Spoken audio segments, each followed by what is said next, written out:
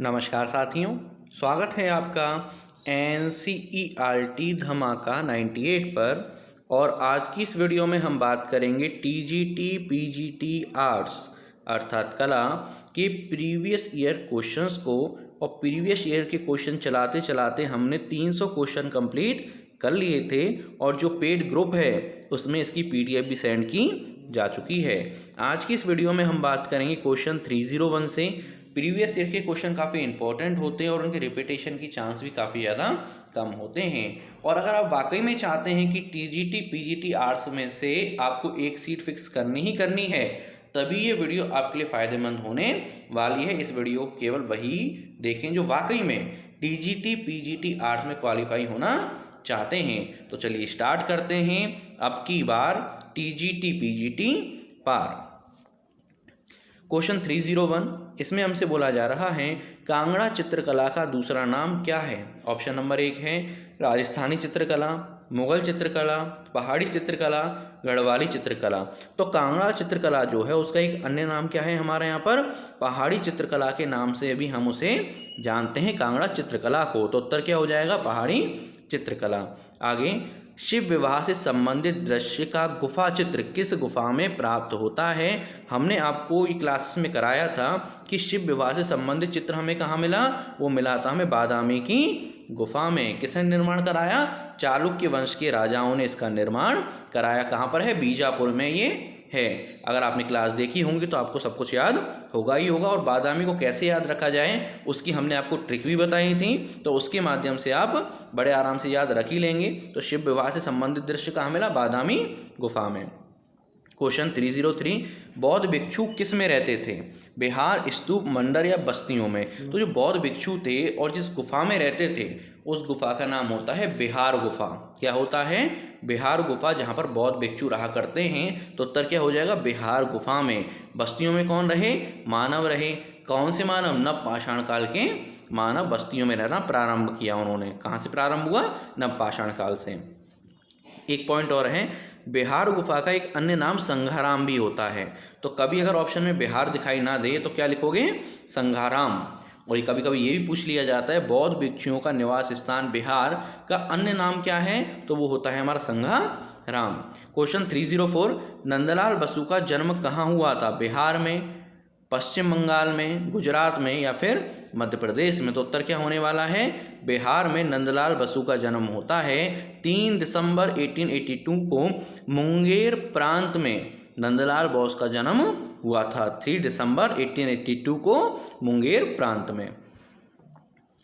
आगे देखें क्वेश्चन 305, नवपाषाण युग में मानव कहाँ रहता था, जंगलों में, बस्तियों में, शहरों में या फिर पहाड़ों पर।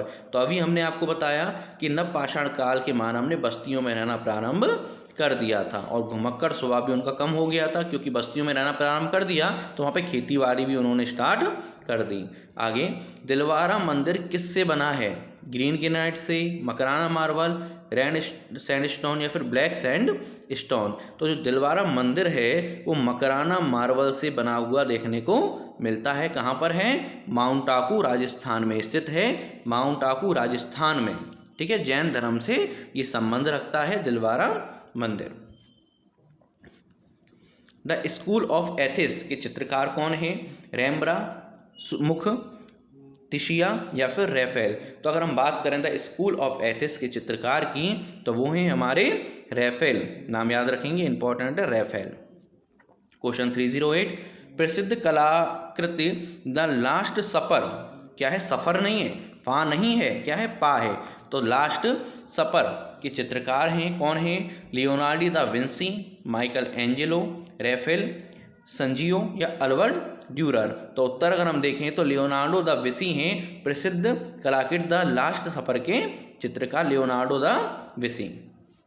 क्वेश्चन 309, कागज की कर्तनों, कागज की क्या होती हैं, कर्तन जो होती हैं, छोटे छोटे जो पीस होते हैं कागज की, तो उससे बनने वाला चित्र को क्या कहते हैं, इंटेग्लियो, लिथोग्राफ, कोलाज या फिर ग्राफिक्स। इसको आपने करके भी देखा होगा बचपन में कि छोटे छोटे हम पीस कर लेते थे और अलग अलग टाइप की डिज़ाइन बना लेते थे, उससे एक ही साथ में 2 चित्र दिखाई देते थे जिससे, तो उसे क्या बोलते हैं, कोलाज के नाम से हम उसे जानते हैं, कोलाज। क्वेश्चन 310 बंगाल कला शैली किस तकनीक से जानी जाती है? तेल तकनीक से, लघु चित्रण तकनीक से, वाश तकनीक से या फिर टेम्परा तकनीक से? तो बंगाल शैली की बात करें तो वो जानी जाती है वाश तकनीक से। और अवरिंद्रनाथ टैगोर इसके जनक माने जाते हैं। ठीक है ना, याद रखना है, अवरिंद्रनाथ टैगोर इसके जनक माने जाते हैं। अब बात करते हैं थोड़ा कोर्स की।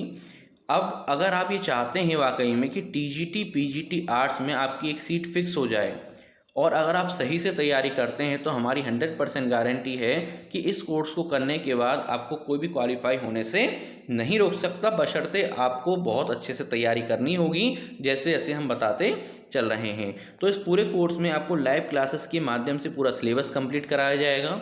उसके बाद रिवीजन क्लासेस के लिए आपके पास रिकॉर्डेड वीडियो होंगी, आपको लाइव टेस्ट करवाए जाएंगे जिससे टाइम टू टाइम आपको अंदाज़ा लगता चले कि आपकी तैयारी कैसी होती जा रही है। 24/7 व्हाट्सअप सपोर्ट रहेगा।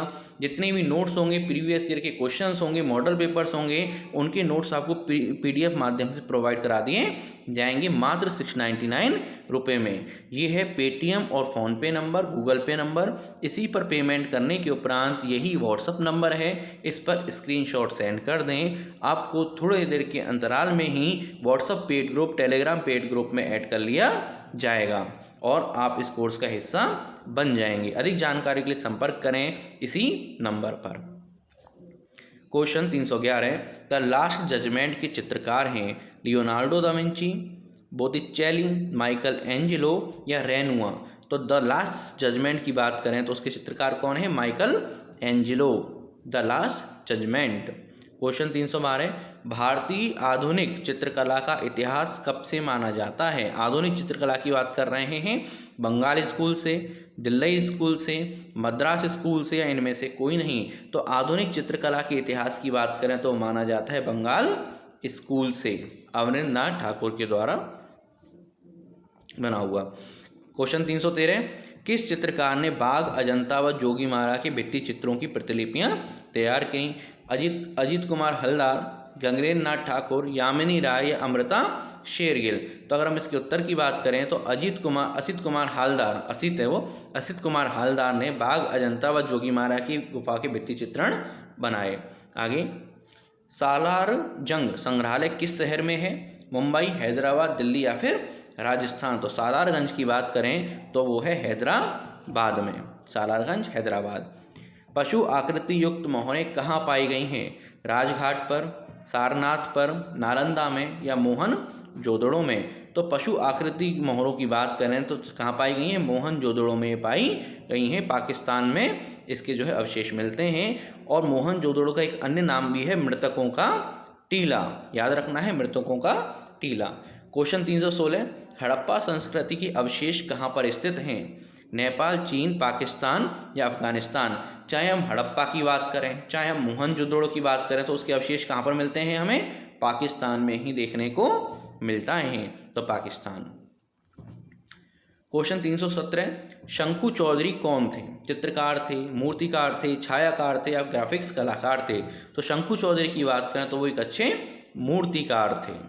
क्वेश्चन 318 चौक पूर्णा लोक चित्रण कहाँ की परंपरा है?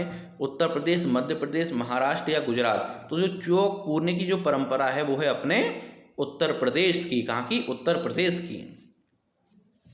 क्वेश्चन 319 शीतल प्रभाव उत्पन्न करने वाले कौन से रंग होते हैं जो आंखों को आराम देते हैं, भारीपन महसूस नहीं कराते? तो देखिए लाल कलर तो बहुत ज़्यादा भारीपन महसूस कराता है, तो उसको आप काट दीजिए।